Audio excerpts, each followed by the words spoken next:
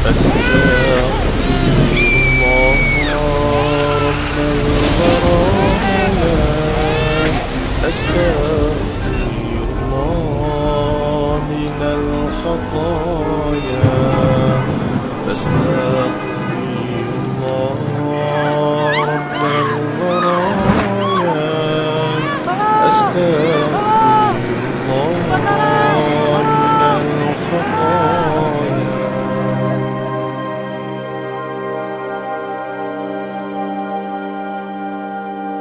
Penataan ruang yang dilandasi oleh Undang-Undang Penataan Ruang memiliki peran strategis dalam mengatasi permasalahan spasial di kawasan perkotaan melalui rencana detail tata ruang sebagai alat utama untuk mewujudkan tertib tata ruang.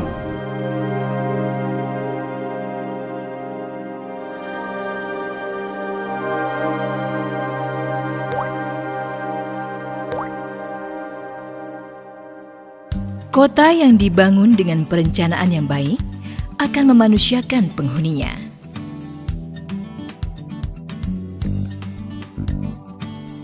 Dengan fasilitas yang memadai, turut membantu meningkatkan kualitas hidup secara merata. Bukan hanya mengeksploitasi demi kepentingan manusia, namun juga mengembalikan kepada alam.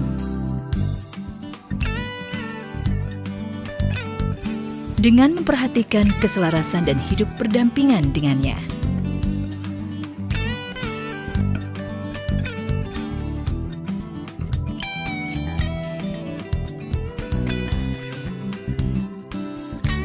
Mengakomodasi teknologi dan entrepreneurship untuk kemajuan bersama.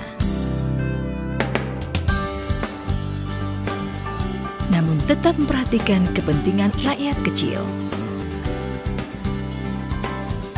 Dan memelihara tradisi untuk semua.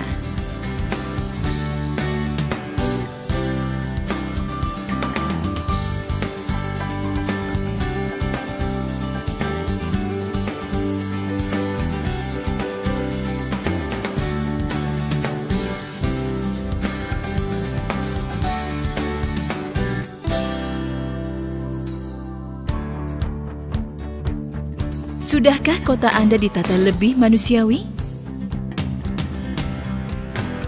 Rencana Detail Tata Ruang atau disingkat RDTR adalah rencana terperinci tentang tata ruang wilayah kabupaten atau kota yang dilengkapi dengan peraturan zonasi kabupaten atau kota. Muatan RDTR terdiri dari 1.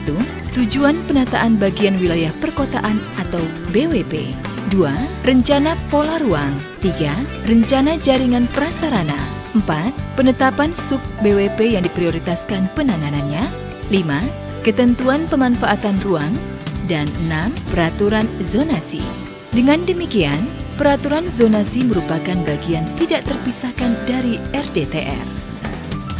Sementara peraturan zonasi atau PZ mengatur pemanfaatan ruang dan ketentuan pengendaliannya yang penetapannya ada di dalam rencana rinci tata ruang. Setelah disahkan, peraturan zonasi menjadi acuan bagi masyarakat untuk mengetahui peruntukan suatu lahan, serta harus dipahami dan dipatuhi sebelum mengajukan izin mendirikan bangunan. RDTR adalah perencanaan yang lebih rinci dari RT/RW kabupaten atau kota dengan tetap mengacu kepada RT/RW kabupaten atau kota. RDTR disusun oleh pemerintah daerah, bisa dengan bantuan konsultan dan juga harus mengajak partisipasi serta masukan masyarakat. Dengan telah disusunnya RDTR, diharapkan potensi suatu kawasan bisa dimanfaatkan dengan optimal.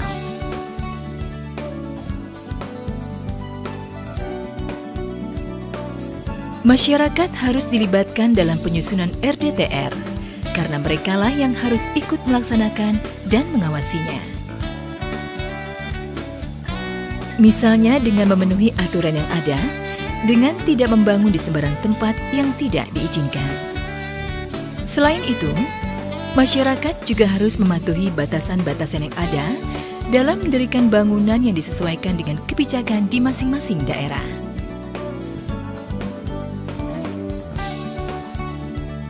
Contohnya garis sepandan yang merupakan garis batas luar pengaman untuk mendirikan bangunan dan atau pagar. Koefisien dasar bangunan yang merupakan perbandingan antar luas lantai dasar bangunan dengan luas persil, kafling, atau blok peruntukan. Dan koefisien lantai bangunan yang merupakan perbandingan antar luas keseluruhan lantai bangunan dengan luas persil, kafling, atau blok peruntukan. Ketinggian bangunan serta batasan mendirikan bangunan di daerah rawan seperti bantaran sungai.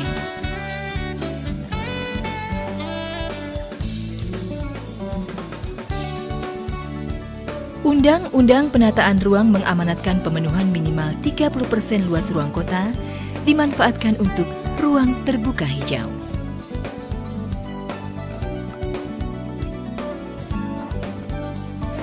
Keberadaan ruang pejalan kaki berarti sebuah upaya memanusiakan manusia.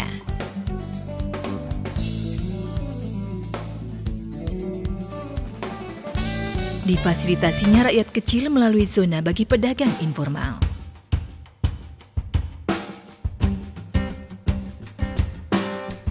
Serta pasar tradisional dan berbagai pemanfaatan ruang lainnya untuk mengembangkan potensi khas suatu daerah.